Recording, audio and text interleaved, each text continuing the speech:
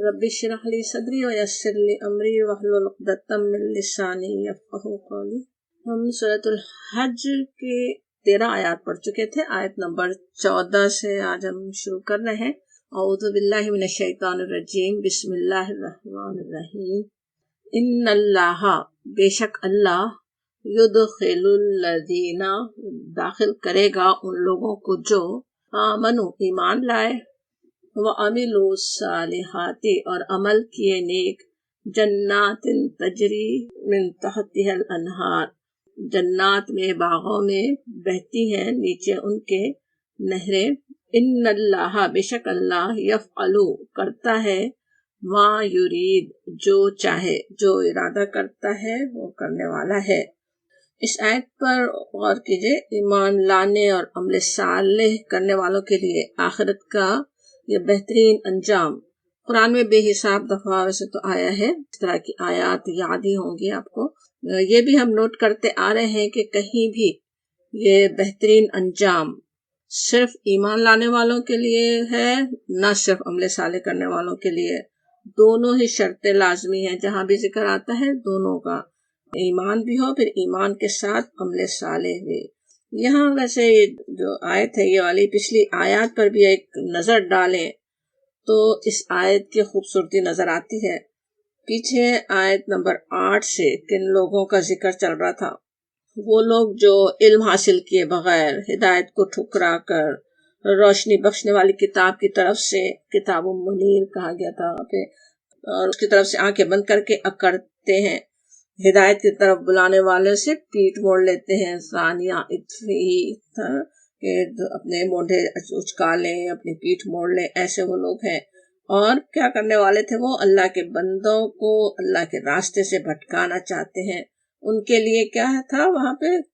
उनका अंजाम अदाबुल हरीक, जलाने का अजाब, कोई खास किस्म के जलाने का अजाब अलग से, अजाब नार के अलावा। फिर इन लोगों का तस्करा था जो किनारे पर रहकर अल्लाह की बंदगी करते हैं, दुनिया के फायदे मिल रहे हो तो मुसलमान, और कोई मुश्किल आते ही पलट जाते, दुनिया और आखिरत का नुकसान उठाने वाले वो लोग। तो दुनिया वैसे देखें तो ऐसे ही लोगों से भरी हुई नजर आती है ना, लेकिन उन सब के दरमियान ये ईमान लाने वालों का गिरोह भी है जो ऐसे अमल सालेह करने वाले हैं, जिसका नतीजा जन्नातिन तजरी मिन तहतिहल अनहार है।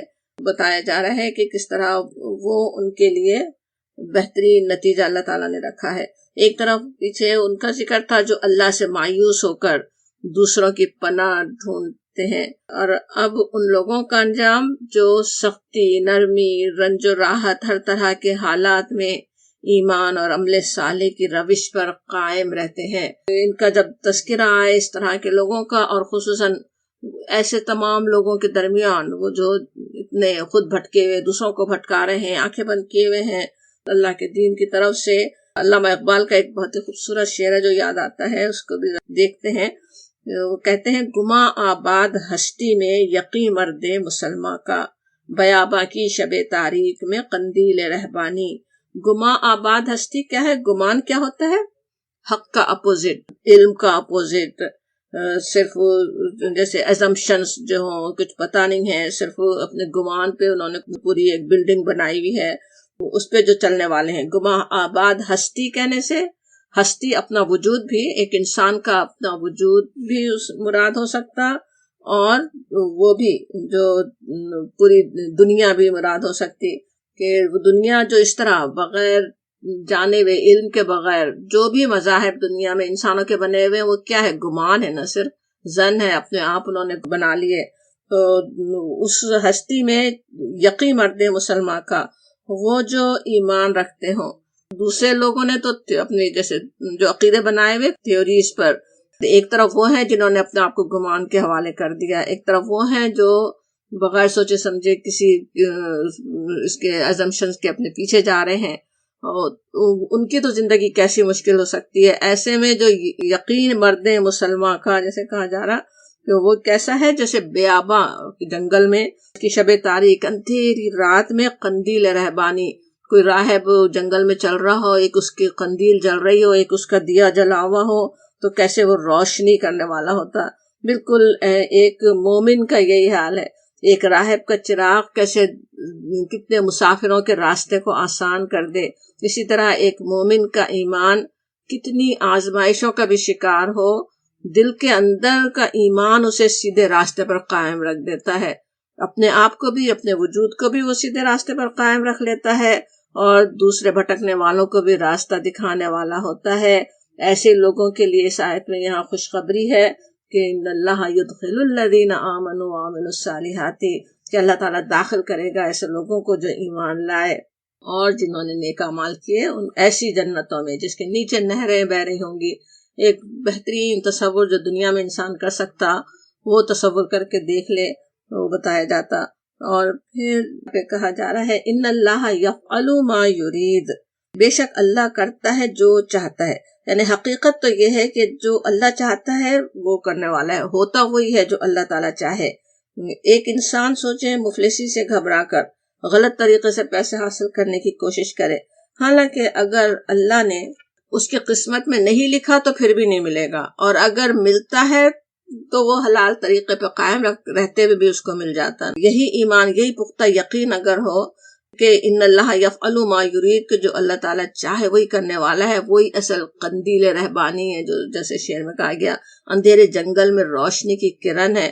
اس کے ذریعے انسان کا یہ یقین ہو کہ اللہ جو چاہے وہی ہونے والا ہے. آج حالات بہت برے ہوں، میں دین چھوڑ کے پلٹ بھی جاؤں تو میرے حالات کا صحیح ہونا کوئی ضروری نہیں ہے. میں اپنے دین کے ساتھ کمپرومائز کر لوں تب بھی کوئی ضروری نہیں کہ میرے حالات صحیح ہو جائیں. اور اگر میں دین پہ قائم ہی رہوں، کتنی مشکل ترین بھی حالات ہو جائیں، تب بھی وہی ہوگا جو اللہ تعالیٰ چاہے. دنیا کی اتنی بھلائی ملے گی جتنی میرے رب نے لکھ دی ہے. جو مشکلیں، جو آزمائشیں آنی ہیں وہ آ کر ہی رہیں گی. وہ رحمت بن سکتی ہیں، آزمائشیں بھی رحمت بن سکتی ہیں، درجوں کو بڑھانے کا باعث بن سکتی ہیں. تو یہ ایمان ہو کہ ان اللہ یفعل ما یرید، اللہ تعالیٰ کرتا ہے جو ارادہ کرتا ہے، جو چاہتا ہے اس کو پکارے انسان، اس پر ایمان رکھے، اس کے ایمان کی روشنی کو اپنے دل میں جلائے رکھے انسان، تو اس کا پھر بہترین نتیجہ آخرت تک میں بھی دیکھنے والا ہے.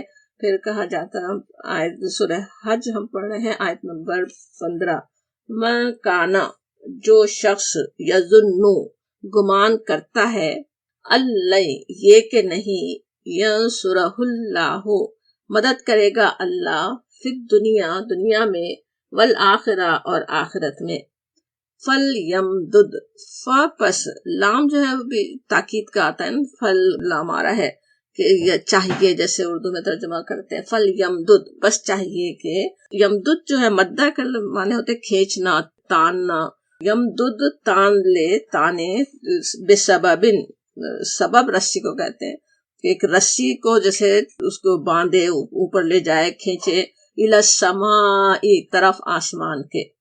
ثم، پھر، ثم لیقطع، پھر کاٹ ڈالے.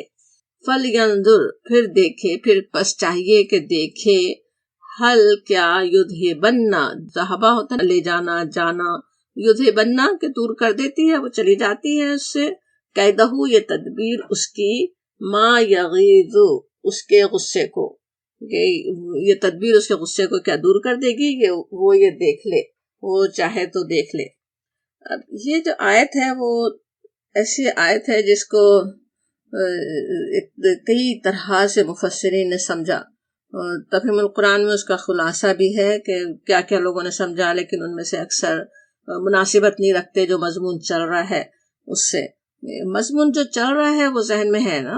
ایک تو وہ یاد رکھیں، سورہ حج نازل کا وہی مکے کا آخری دور ہو تو سوچیں مشکلات کی، آزمائشوں کی انتہا ہو چکی ہے نا. پورا ڈیکیڈ گزر چکا ہے، سمجھیں دعوت دیتے ہوئے اسلام کی، کم لوگ مسلمان ہوئے ہیں، جو مسلمان ہوئے ہیں وہ طرح طرح سے آزمائے جا رہے ہیں، کیسے کیسے ٹارچر ہو رہے ہیں. ایسے حالات میں کیسی مایوسیاں گھیر سکتی ہیں نا، اور مایوسیوں میں پھر غلط فیصلے بھی انسان کر سکتا. تو وہ پچھلی بھی آیات وہی بات سمجھا رہی تھی کہ انسان اس قائم رہے، ایمان پہ بہرحال قائم رہے، مضبوط رہے اس پہ. اور یہ بھی آیت کچھ وہی اسی طرح کی بات اصل میں سمجھا رہی ہے. یہ اس پہ اگر غور کریں تو ہم اس مفہوم پہ غور کرتے ہیں جو موضوع سے مناسبت رکھ رہا ہے، جو آیات پیچھے سے چلتی چلی آ رہی ہیں اسی کے بارے میں. یہاں پہ جو بات شروع میں کہی گئی کہ وہ جو شخص گمان رکھتا ہو کہ اللہ اس کی مدد نہیں کرے گا، اللہ ینصرہ اللہ فی الدنیا والآخرہ، یعنی اللہ سے ہی نعوذ باللہ جو مایوس ہو رہا ہو کہ کوئی دوسرے دنیا اور آخرت میں مدد مل سکتی ہے، اس وقت کے تو حالات کا ہم نے سوچا وہ کتنی مشکلات میں تھے، لیکن ہر انسان کے لیے بھی آج دنیا کے بھی حالات کیسے ہیں کہ خبریں پڑھیں تو انسان مایوس ہو کر رہ جائے، پھر ہر انسان پہ بھی کچھ نہ کچھ آزمائشیں اور امتحان آتے ہی رہتے ہیں، اور اندر ایک دشمن بھی بیٹھا ہوا ہے جو ہمیں ہمارے رب سے مایوس کرنا چاہتا ہے کہ تم نے تو اتنا پکار لیا، تم نے تو اتنی دعائیں کر لی، وہ تو پوری نہیں ہوتی، تو دوسرے لوگ زیادہ غالب ہیں، کفار ہی غالب ہے دنیا پہ، برے لوگ ہی غالب ہیں، کچھ دنیا ٹھیک ہو نہیں سکتی، کیسی کیسی مایوسیاں ہیں جو شیطان دل میں ڈال سکتا ہے نا۔ تو اس کا یہاں پہ کہا جا رہا ہے کہ جو یہ گمان کرتا ہو، جو اس میں آ کر اس شیطان کے بہکاوے میں اس طرح آ جائے، خود ہی یہ گمان کرنے لگ جائے، اللہ سے مایوس ہو جائے کہ اللہ اس کی مدد نہیں کرنے والا ہے، تو پھر کہا جا رہا ہے اچھا کرو، کر کے دیکھو کیا کر سکتے ہو تم۔ فَلْيَمْدُدْ بِسَبَبٍ إِلَى السَّمَاءِ، کہ وہ چاہیے کہ آسمان پہ ایک رسی تان دے۔ اس کا اصل میں مفہوم یہ ہوتا ہے کہ کوئی آخری اور انتہائی تدبیر کر کے دیکھ لینا، کہ جو انسان سوچ سکتا ہے کہ جو بڑی سے بڑی میں تدبیر کر سکتا ہوں، وہ کہا جا رہا ہے کہ وہ ذرا کر کے دیکھ لو، اور وہ چاہے بالکل الٹی سیدھی بھی ہو کہ آسمان پہ رسی باندھنے کا سوچ لے تو، اور پھر اس کو کاٹ بھی ڈالے تو مل یکتا، کہ اسے کاٹ ڈالے۔ اس کا اصل مفہوم ایسے ہے یکتا کا، قطع کرنے کا، جیسے قطعی فیصلہ ہم اردو میں کہتے ہیں نا، کوئی قطعی فیصلہ کرنا، بالکل طے کر دینا کہ یہ میں جو کرنا ہے میں بس کر کے ہی رہوں گا، تو ایک تو یہ مفہوم ہے۔ مفسرین نے ویسے اور بھی کئی معنی لیے، کسی نے اپنی رگے گردن کاٹنے کا مفہوم بھی لیا، بلکہ آسمان پہ رسی لے جانے کا مطلب سما، ویسے اونچی جگہ کو اونچی چیز کو بھی کہتے ہیں، تو چھت پہ رسی باندھے، اس سے لٹکائے، رسی کاٹ لے، جیسے خودکشی تک کر لینے کا سوچتا ہے تو سوچ کے دیکھ لے، تو جیسے وہ کہا جا رہا ہو۔ لیکن زیادہ جو سمجھ میں آتا ہے وہ یہ کہ اپنی جتنی جو انتہائی کوشش اسے سمجھ میں آ رہی وہ کر لے، جو سوچ رہا ہے کرنے کا وہ قطعی فیصلہ وہ کر ڈالے، یہ اصل بات ہو رہی ہے۔ اور پھر فَلْيَنْظُرْ، اور پھر دیکھے کہ هَلْ يَذْهَبَنَّ كَيْدُهُ مَا يَغِيظ، پھر دیکھ لے کہ اس کی تدبیر کسی ایسی چیز کو رد کر سکتی ہے، یعنی جو ناپسندیدہ حالات، جو ناگوار حالات، جو آزمائشیں، جو مشکلات اسے پیش آ رہی ہیں، کیا وہ کچھ کر سکتا ہے، کیا وہ دور ہو سکتی ہیں؟ ایسے حالات میں انسان جو رویے اختیار کر سکتا ہے، خاص طور پہ جس کردار کا پیچھے ذکر تھا نا، جو کنارے پر رہ کر اللہ کی بندگی کرتا ہے، اللہ کی بندگی چھوڑ دیتا ہے، پچھلی آیات میں جو اس کا رویہ آ رہا تھا کہ اللہ سے مایوس ہو کر کسی اور ہی کو پکارنے لگ جائے، ایسے شخص سے اصل میں کہا جا رہا ہے کہ وہ ذرا اپنا زور لگا کر دیکھے، یہاں تک کہ آسمان تک رسی پہ پہنچنے کی کوشش کر لے، آسمان پہ پہنچنے شگاف ڈالنا، یعنی بڑی سے بڑی کوشش کر ڈالے۔ اس کے مقابلے میں یعنی ایک تو یہ ہے نا کہ انسان کچھ بھی کر ڈالے، جو دل چاہ رہا وہی کر لے، بالکل غلط کام بھی چاہے ہو، اس کے مقابلے میں اپنے حالات کو ٹھیک کرنے کے لیے اللہ تعالیٰ کی اطاعت پر قائم رہتے ہوئے، اسی پر بھروسہ کرتے ہوئے انتہائی کوشش کرنا، وہ بھی کوشش ہی ہے، انتہائی کوشش ہی ہے، لیکن وہ اللہ کے نزدیک پسندیدہ ہے۔ لیکن حالات سے گھبرا کر اللہ کی اطاعت سے نکل بھاگنا، یہ سوچنا کہ اب تو بس اللہ تعالیٰ تو نہیں سنتا، اب بس جو مجھے کرنا ہے وہی کروں گا میں تو، یا وہی میں کروں گی، وہ اصل غلط چیز ہے، جس پہ اصل میں یہاں اعتراض ہو رہا ہے، اس طرز عمل کی غلطی بتائی جا رہی ہے کہ کچھ ہو نہیں سکتا، انسان ذرا ٹھنڈے دل سے سوچے تو کچھ نہیں ہونے والا، آسمان پہ بھی پہنچ جائے کیا کر لے گا، تقدیر کو بدل نہیں سکتا، وہ تقدیر پہ پھر اطمینان رکھے، مطمئن رہے، جو کچھ حالات ہیں اللہ کی اطاعت پہ رہتے ہوئے ان میں راستہ نکالنے کی کوشش کرے، ان حالات کو خود ہی ٹھیک کرنے کی کوشش کرے صحیح طریقے سے، وہ بات اصل میں سمجھائی جا رہی ہے۔ اپنے غیظ میں کوئی بالکل غلط کام کر ڈالنا، حرام حلال کی پرواہ نہ کرنا، اس رویے سے اصل میں بچنے کے لیے کہا جا رہا ہے۔ اللہ تعالیٰ کی طرف سے آیا ہوا ہر امتحان اصل میں ویسے تو انسان کو دنیا اور آخرت کی بڑی بڑی کامیابیوں سے نواز سکتا ہے نا۔ پچھلی کلاس میں جو پیچھے آیات تھی ان میں ہم نے یاد بھی کیا تھا کہ اللہ کے نیک بندوں پہ کیسے کیسے امتحان آئے، ان کی مثالیں ہم نے یاد کی تھی، ان کے امتحانوں کو سوچیں کیسی شدید آزمائشیں تھیں نا، لیکن وہ جب اس پہ قائم رہے ایمان پر، وہ آزمائشیں ان کے لیے کیسی ان کے درجوں کو بلند کرنے کا باعث بن گئی نا۔ حضرت حاجرہ کا ویسے ہم نے تفصیل سے یاد کیا تھا، لیکن وہی زیادہ یاد آتا ہے کہ کتنی زیادہ بے بسی کی انتہا پہ پہنچی ہوئی تھی نا وہ اس وقت. لیکن اس وقت بھی کچھ یہ نہیں ہوتا کہ غلط کام کر ڈالیں، کہ کوئی خودکشی اپنے کرنے کے لیے تیار ہو جائے، کچھ ہو جائے یا اللہ سے ناراض ہی ہو، کوئی ایسی بات ان میں نہیں تھی نا. بالکل اسی سے ہمیں اپنے لیے سبق لینے کی ضرورت ہے. ہمارے لیے تو پھر آزمائشیں چھوٹی ہی ہوتی ہیں نا. اکثر ان چھوٹی آزمائشوں سے اکثر انسان گھبرا بھی جاتا ہے، لیکن اس پہ نہ گھبرائے، تقدیر پہ بھروسہ رکھے. یہ اصل آیت ہمیں سکھاتی ہے. صحابہ کرام کا بھی سوچیں، جب یہ آیات نازل ہوئی ہیں اتنی آزمائشوں کی بھٹی اس وقت گرم تھی، لیکن چند سالوں میں اللہ تعالیٰ نے ان کے ایمان اور صبر کے بدلے میں انہیں کیسی کامیابیاں پہ کامیابیاں عطا کی، کیسے بلند مقامات انہیں عطا کر دیے، دنیا اور آخرت کے بہترین انعامات سے انہیں نواز دیا. کتنا جلد ہی ان کے لیے کامیابیاں ان کے قدم چومنے لگی.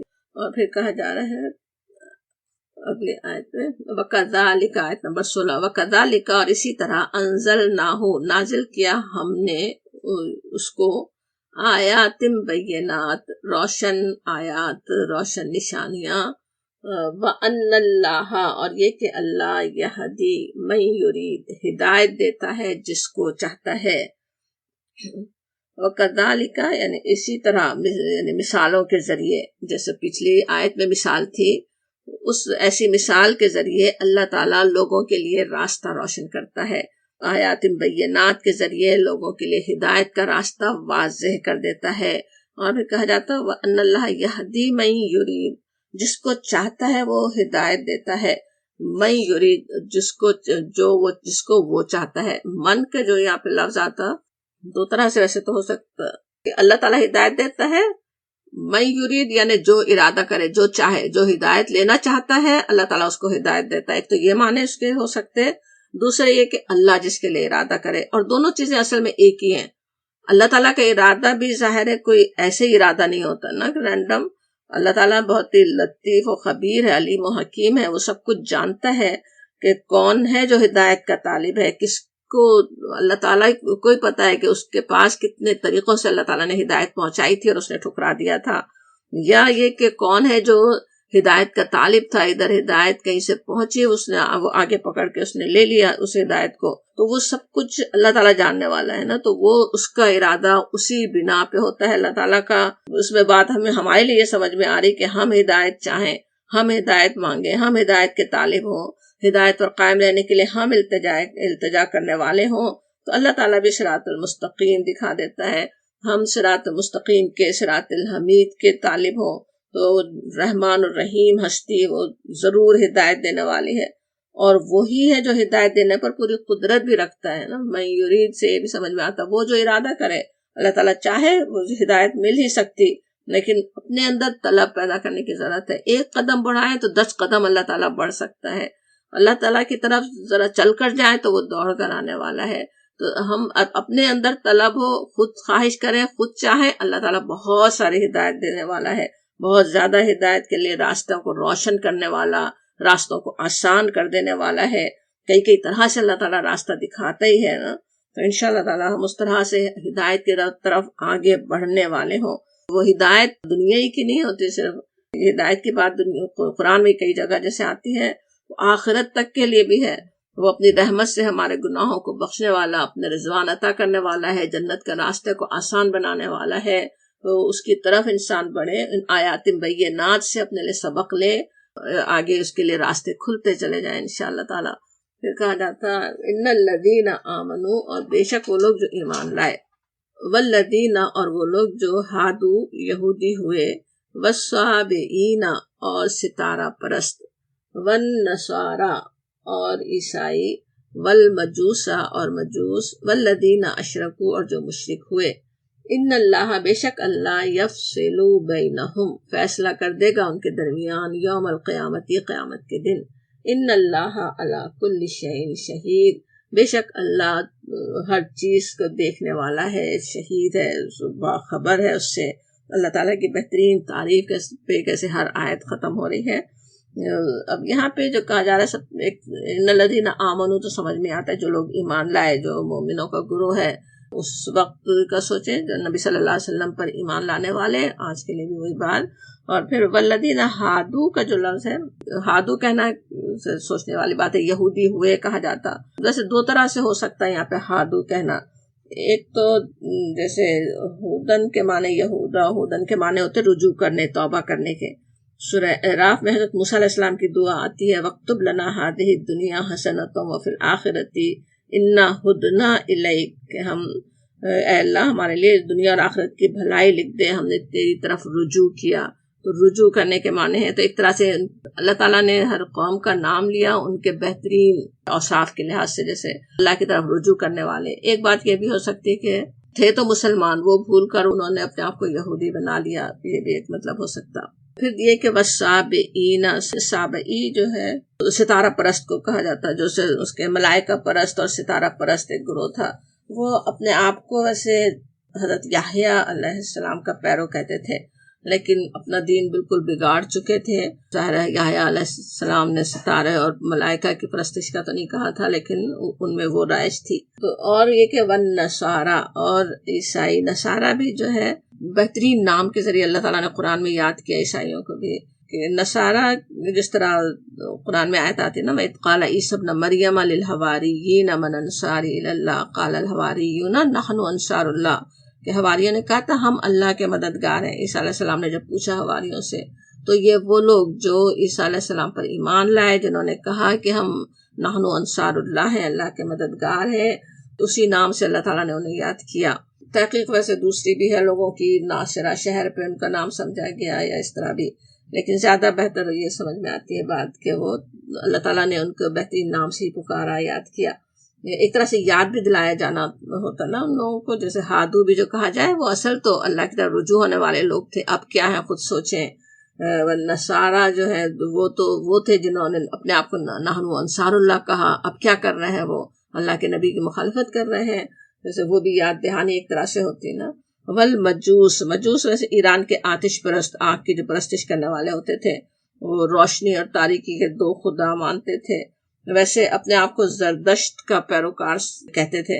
زردشت کا جو دین تھا وہ توحید کا ہی دین تھا کوئی، لیکن اس کو بگاڑ کے اب وہ سارے شرک ان کے اندر آیا ہوا تھا. اتنا شرک کہ وہ آنکھ کی پوجا کر رہے تھے. والذین اشرکوا، اور وہ جو مشرک ہیں. اب حالانکہ اوپر بھی ہم دیکھتے ہیں ان سب میں بھی شرک آیا ہوا تھا، سابئی ہوں، نصارہ ہوں، بلکہ ان پہ یہودیوں میں بھی ایک حد تک، لیکن مجوس تو تھے، لیکن انہیں مشرکوں سے الگ کیا گیا. جیسے اصل دین ان کا کچھ اور تھا، بگاڑ کے انہوں نے اس میں شرک شامل کیا. اور والذین اشرکوا، وہ بھی حضرت ابراہیم علیہ السلام کا اپنے آپ کو پیرو کہتے تھے، لیکن اصل دین ان کا وہ بن گیا تھا نا، صرف شرک پہ، اس بتوں کی پرستش ان کے پاس ہو رہی تھی، وہی ان کا اصل دین تھا. تو ان سب کی بات ہو رہی ہے. تو ان سب کے لیے کہا یہ جا رہا ہے یہاں پہ ان کا ذکر کر کے کہ ان اللہ یفصل بینہم یوم القیامت، کہ قیامت کے دن فیصلہ ہوگا. دنیا میں تو کیا ہوتا ہے، انسان کے آنکھوں پہ اپنی خواہشات کے پردے پڑے رہتے ہیں نا. عصبیتیں ہوتی ہیں، اپنے جو گروہ ہے اسی سے محبت ہے جس پہ پیدا ہوئے ہیں، جو بچپن سے کرتے آ رہے ہیں. پھر خود غرضیاں ہوتی ہیں، پھر اپنے پریجڈسز ہوتے ہیں، تو وہ صحیح بات سمجھنے میں رکاوٹ بنتے رہتے ہیں نا. اب اللہ تعالیٰ قیامت کے دن فیصلہ کرے گا کہنا ویسے کیسی بڑی یاد دہانی بھی ہے نا، کہ یہ حقیقت ہے. وہاں تو فیصلہ ہونے والا ہے، وہاں پتہ چلے گا کہ کون صحیح تھا. آج ہر ایک زور لگا لے کہ میں صحیح ہوں. اب یہاں ویسے کچھ گروہوں کی، کچھ قوموں کی بات ہے، اسی سے آج ہم اور بھی سوچ سکتے ہیں. یہ اس وقت کے جو مختلف مذہبی گروہ تھے ان کے نام لیے گئے. آج جو مذہبی گروہ ہیں ان کے بارے میں بھی ہم یہی سوچ سکتے ہیں، چاہے وہ انہی کے اندر کے بھی گروہ ہوں. آج عیسائیوں کے اندر بھی کتنے سارے فرقے ہیں، سینکڑوں. وہ مسلمانوں کے اندر کتنے سارے فرقے ہیں. اب ہر ایک جو ہے وہ یہ سمجھ رہا ہے کہ ہم ہی صحیح ہیں. ظاہر ہے کہ صحیح سمجھ رہے ہیں تو اس پہ چل رہے ہیں نا، تو اس پہ صحیح خود تو سمجھ رہے ہیں، لیکن ہوتا کیا ہے، دوسرے کو غلط ثابت کرنے پہ سارا زور انسان لگاتے نا، یہ دیکھنے کے بجائے کہ ہم کہاں غلطی کر رہے ہیں. اپنے آپ کو تو بس صحیح سمجھے اور دوسروں کو صرف غلطیاں ان کی بار بار ثابت کرنے کی کوشش ہو.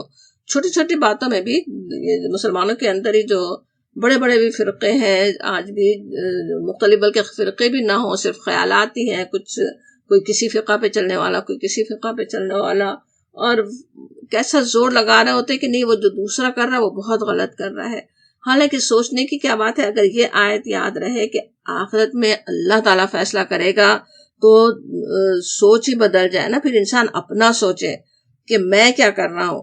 وہاں پہ پہنچنے کے بعد وہ یوم الفصل جب آ جائے گا، جب فیصلے کا دن آ جائے گا، وہاں پر تو اپنے عقیدوں کو صحیح کرنے، سیدھے راستے کی طرف پلٹنے کا کوئی ٹائم نہیں ہوگا اس وقت، کوئی مہلت وہاں پہ تو نہیں ملنے والی ہے۔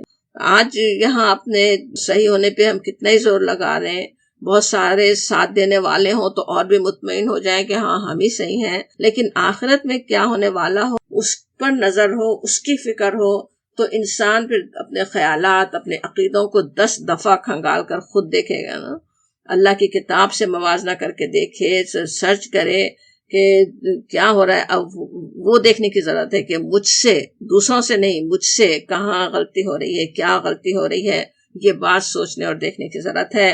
اور پھر اور بڑی یاد دہانی ہو جاتی کہ ان اللہ علی کل شیء شہید، اللہ سب کچھ دیکھ رہا ہے، اللہ تعالیٰ کو سب کچھ پتا ہے۔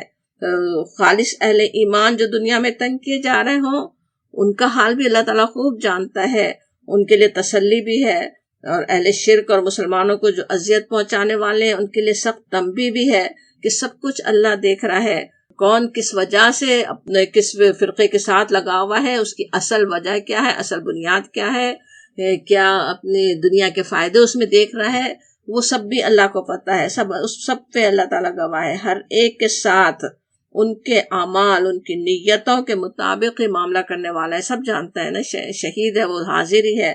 یہ آیت ویسے کتنا اطمینان بھی دلانے والی ہے نا کہ ان اللہ علی کل شیء شہید، کہ اللہ تعالیٰ ہے نگران، باخبر ہے، تنبیہ بھی ہے سخت اس میں کہ اگر غلطی پہ ہے انسان تو وہ بھی سب جانتا ہے، اللہ تعالیٰ اچھی طرح معلوم ہے اسے، موجود یہ درمیان میں جہاں انسان غلطیاں کر رہے ہیں۔ ایک دوسری طرف جو نیکی پہ قائم ہے، جو مشکلات اٹھا رہے ہیں، جو دوسروں سے مشکل اٹھا رہے ہیں، وہ بھی، ان کا بھی اللہ تعالیٰ اطمینان دلا دیتے ہیں کہ اللہ تعالیٰ قریبی ہے، اللہ تعالیٰ جانتا ہے، اس کو سب کچھ اسے معلوم ہے۔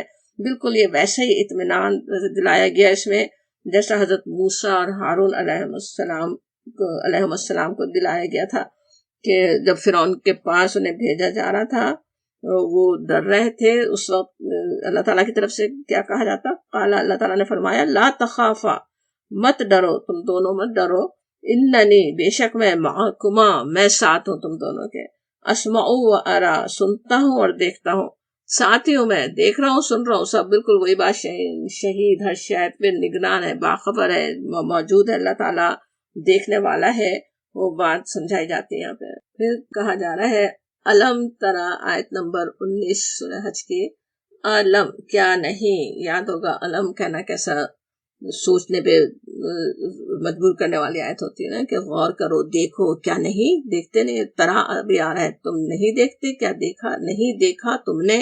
تو بہت ہی زیادہ غور کرنے کی دعوت ہے۔ کیا نہیں دیکھا تم نے؟ ان اللہ، بے شک اللہ کے لیے، یسجدو لہو، سجدہ کرتا ہے اس کے لیے، ما فی السماواتی، جو آسمانوں میں ہے، وما فی الارض، جو زمین میں ہے، والشمس، اور سورج، والقمر، اور چاند، والنجوم، اور ستارے، والجبال، اور پہاڑ، والشجر، اور درخت، والدواب، اور چار پائے۔ ویسے دواب جو ہوتا ہے دابہ کا پلورل ہے، دابہ کہتے ہیں جاندار کو، جان رکھنے والے، تو مخلوق، اللہ کی جاندار مخلوق مراد ہوتی۔ وَكَثِيرٌ مِّنَ النَّاسِ، اور بہت سے انسانوں میں سے، وَكَثِيرٌ، اور بہت سے، حق علیہ العذاب، حق علیہ کیا ہوتا ہے؟ لکھ دیا گیا، اس پہ ثابت ہو گیا، وہ مستحق بن گئے، کس کے؟ عذاب کے۔ وَمَن يُهِنِ اللَّهَ، اور جس کو ذلیل کر دے اللہ، فَمَا لَهُ مِن مُكْرِمٍ، اس کے لیے نہیں کوئی عزت دینے والا۔ ان اللہ یفعل ما یشاء، بے شک اللہ کرتا ہے جو چاہتا ہے۔ بار بار بالکل اسی مطلب کے ویسے آیت آ رہی نا آخر میں، اللہ جو ارادہ کرے وہ کرنے والا ہے، اللہ تعالیٰ جو چاہتا ہے وہ، جو ارادہ کرتا ہے وہی کرتا ہے۔ اب یہاں جو چاہتا ہے وہی کرنے والا ہے اللہ تعالیٰ، ہوتا وہی ہے، تم کچھ بھی کر لو، ہونا تو وہی ہے جو اللہ تعالیٰ چاہے، تو پھر کیوں نہ اللہ ہی کی طرف انسان رجوع ہو، کیوں نہ اسی سے امید رکھے۔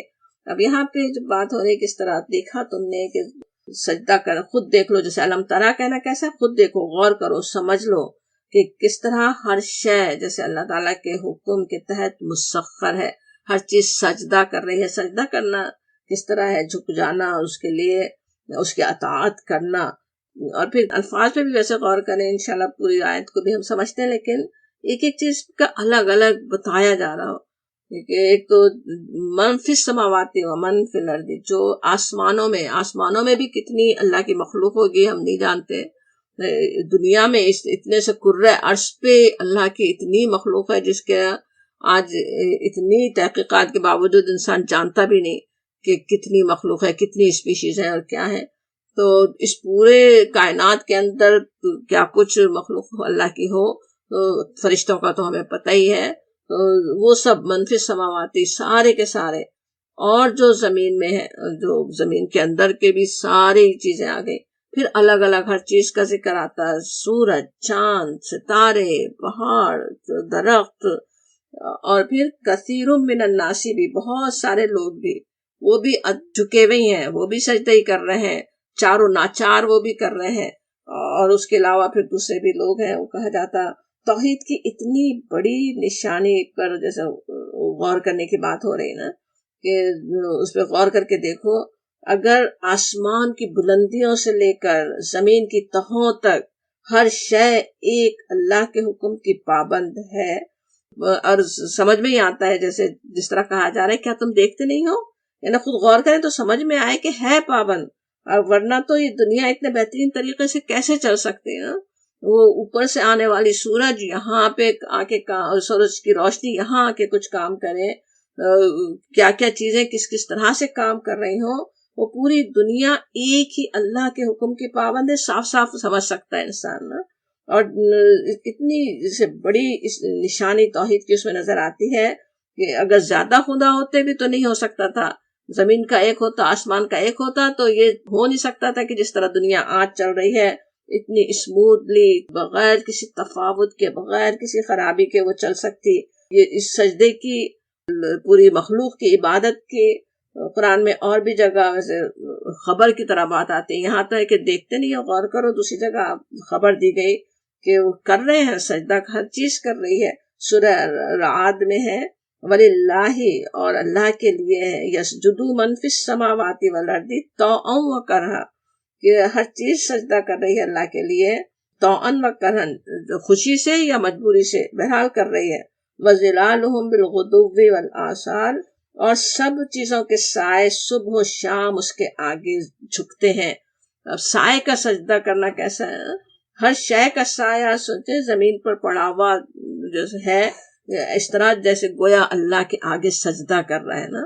یہاں تک کہ جس وقت وہ کسی غیر اللہ کے آگے بھی سجدہ کرے، خصوصاً سوچے سورج کی پرستش کرنے والے کا سایہ اس کا ساتھ نہیں دیتا، وہ تو دوسری طرف مخالف سمت میں گر رہا ہے، مخالف سمت میں سجدہ کر رہا ہے نا، دوسری طرف وہ سجدے میں گر جاتا ہے۔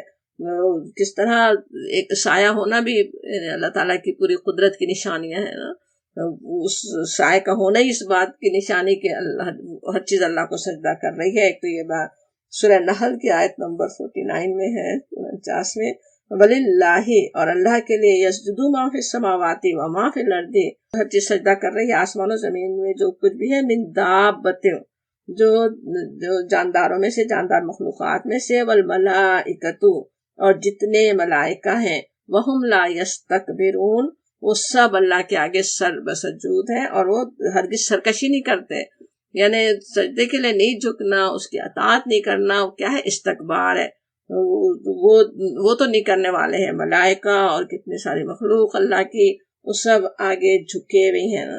اس آیت کی تشریح میں معارف القرآن میں جو تفسیری نوٹ ہے، ان کے الفاظ کو نہیں مگر اس سے ہم سمجھنے کی کوشش کرتے ہیں اس آیت کو۔ وہ کہتے ہیں کہ ہر مخلوق کا سجدہ اس کے مناسب حال ہوتا ہے، یعنی ایک سجدہ جو وہ ہے جو ہم کرتے ہیں، اور یہ ساری مخلوق کا یہاں پہ بتایا جا رہا ہے، ان کا ایک اپنا سجدہ ہے نا۔ انسان کا سجدہ یہ کہ وہ پیشانی زمین پر رکھنے کا نام ہے۔ دوسری مخلوقات کا سجدہ کیا ہے؟ وہ اللہ تعالیٰ نے ان کو جس خدمت کے لیے پیدا کیا اس کو انجام دینا، اور اس کی خدمت کا حق ادا کر دینا، وہ ان کا سجدہ ہے. جس چیز کے لیے اللہ نے انہیں پیدا کیا وہ کام بہترین طریقے سے کر رہے ہیں. کس طرح سے کرتے ہیں نا, سورج کا سوچیں, دوسرے سیاروں کا سوچیں, ایک لمحے کے لیے, ایک لمحے کے ایک حصے کے لیے بھی کوئی لیٹ تک بھی نہیں ہوتا. جس وقت طلوع ہونا ہے سورج اسی وقت طلوع ہوگا, جس وقت غروب ہونا ہے اسی وقت غروب ہو رہا ہوگا. جیسا جہاں جتنی روشنی پہنچانی ہے اسی طرح وہ پہنچا رہا ہوگا. تو وہ کیا ہے, اس کا وہ سجدہ ہے نا. ایک سجدہ تو کیا ہے, اللہ تعالیٰ کے حکم کا تابع ہونا, تکوینی غیر اختیاری. تکوینی کیا ہوتا, جیسے اللہ کے کلمہ کن سے جو کام ہو رہے ہیں تو وہ اس طرح سے تو ہر ایک ہی سجدہ کر رہی ہے چیز. جو تقدیر اللہ نے بنا دی ہے وہ سجدہ تو اللہ کی ساری مخلوق کر رہی ہے. اور کافر و سرکش بھی, یعنی جو اللہ کو ماننے سے انکار کر دے, وہ بھی اس لحاظ سے سجدے کر ہی رہے ہیں. سوچیں انسانوں کا بھی کتنا ہی کٹا کافر ہو, جو بالکل ایتھیسٹ ہو, بالکل مانتا ہی نہ ہو اللہ کو, لیکن کس طرح وہ خود بھی مجبور ہے اللہ کی اطاعت پہ کتنی چیزوں میں. جب اللہ نے پیدا کیا جب ہی پیدا ہونا تھا, جب موت دے اللہ تعالیٰ جب ہی اس کو مرنا ہوگا. بچپن, جوانی, بڑھاپا کچھ بھی تو اس کے اختیار میں نہیں. خود اپنی مرضی سے ذرا روک کے دیکھ لے, وہ کچھ کر سکتا ہے. اور پھر یہاں پہ کیونکہ کافر و مومن کی بات چل رہی تھی نا پچھلی آیت سے بھی, تو یہ بھی سمجھا گیا کہ وہ جیسے اختیاری سجدے کی بات ہی ہو رہی ہے, تکوینی سجدے کی نہیں. حیوانات, نباتات اور جمادات, بے جان چیزیں جو ہیں وہ سب بھی اپنے اختیار سے بھی اطاعت کر رہے ہیں. صرف یہ نہیں ہے کہ اللہ تعالیٰ نے انہیں ایسے بنایا ہے اور وہ اس طرح کام کر رہی ہیں اور وہ اسی کو ہم سجدہ کہہ رہے ہیں, بلکہ قرآن سے یہ بات ثابت ہوتی کہ وہ بھی عقل و شعور اور ارادے سے محروم نہیں ہے. اللہ تعالیٰ کی کوئی مخلوق بھی محروم نہیں ہے. وہی کتنی جگہ آتا ہے کہ اللہ تعالیٰ کی تسبیح کر رہی ہے, ہر شے تسبیح کر رہی ہے, اللہ کا ذکر کر رہی ہے. کسی میں شعور کم ہے, کسی میں زیادہ ہے, مختلف, کسی میں ایک طرح کا ہے, کسی میں دوسری طرح کا ہے. انسان اور جن ہے ان کو اللہ نے عقل و شعور کا ایک بڑا درجہ عطا کیا, اس لیے انہیں اپنے احکامات کی پابندی کرنی ہے, اپنے اختیار سے بھی انہیں کرنا ہے. اللہ تعالیٰ نے انہیں اختیار کی آزادی دی. حیوانات میں اس کے بعد کا درجہ ہے, پھر نباتات ہیں, پھر جمادات ہیں, دوسری بے جان چیزیں جن کو ہم سمجھتے, اور ان جن میں اتنا کم اور اتنا چھپا ہوا ہے کہ انسان پہچان نہیں سکتا, لیکن ان کے خالق اور مالک نے خبر دی ان کے بارے میں بھی. جیسے آسمان و زمین کے بارے میں فرمایا, قالتا, دونوں نے کہا, اتینا طائعین, کہ ہم آ گئے خوشی خوشی. جیسے ان سے کہا گیا تھا, سورہ حامیم سجدہ کی آیت ہے, اللہ نے زمین و آسمان سے کہا کہ آؤ طاعن و کرہن, خوشی سے آؤ یا مجبوری سے. دونوں نے کہا, قالتا, زمین و آسمان دونوں نے کہا ہم خوشی سے آتے ہیں, رضامندی سے آتے ہیں. اپنی رضا سے انہوں نے اللہ کے اطاعت کا اقرار کیا. پہاڑ کے پتھروں کے متعلق بھی قرآن میں آتا ہے نا, سورہ بقرہ کی آیت 74 میں, وَإِنَّ مِنْهَا يَهْبِطُ مِنْ خَشْيَةِ اللَّهِ, یعنی بعض پتھر ایسے ہیں جو اللہ تعالیٰ کی خشیت اور خوف کے باعث اوپر سے نیچے لڑک جاتے ہیں. جیسے ان کے اندر بھی خشیت ہے نا, اللہ تعالیٰ کا خوف ہے. احادیث سے بھی پتہ چلتا ہے, جیسے درخت, پہاڑ اور پتھر کے شعور رکھنے کی شہادتیں ملتی ہیں. احد پہاڑ سے نبی صلی اللہ علیہ وسلم نے بات کی حدیث میں آتی ہے نا. یا اسی طرح سے نبوت سے پہلے کی بات آتی ہے کہ ایک پتھر کے بارے میں آپ نے فرمایا کہ یہ مجھے نبوت سے پہلے سلام کرتا تھا. مسجد نبوی میں درخت کے تنے کا رونا جو منبر بن گیا, درخت سے پہلے کھڑے, درخت کے سہارے کھڑے ہو کر پہلے آپ خطبہ دیتے تھے, منبر بن گیا تو وہ درخت رو رہا تھا, تو وہ بھی یاد ہی ہوگی بات. تو اس طرح ہر ایک میں ہے شعور, ایک طرح کا شعور ہے, ہم کو نہیں پتا ان کے شعور کا.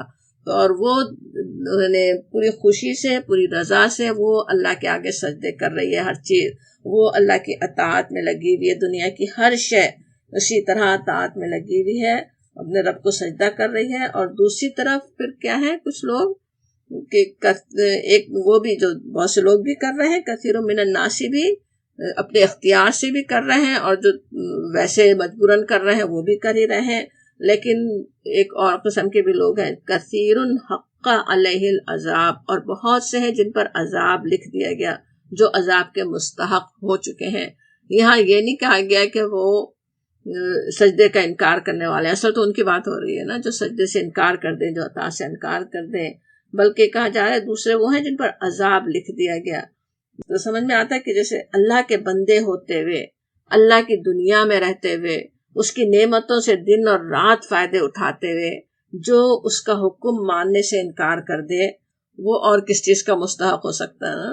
اسی سب کچھ اس کا ہے، زندگی دی ہوئی اس کی، دنیا اس کی، نعمتیں اس کی، اور اس کی بات نہیں مانے، اس کے آگے جھکنے کو تیار نہ ہو، اس کی اطاعت ہی نہ کرے، تو پھر کیا ہے؟ حق علیہ العذاب، پھر عذاب بھی کے وہ مستحق ہو سکتے ہیں، ان پہ عذاب لکھ دیا گیا، اللہ تعالیٰ پناہ میں رکھے۔ وَمَن يُهِنِ اللَّهُ کہا جاتا ہے اور جس کو اللہ نے ذلیل کر دیا، فما لَهُ مِن مُکرم، نہیں کوئی اس کے لیے عزت دینے والا۔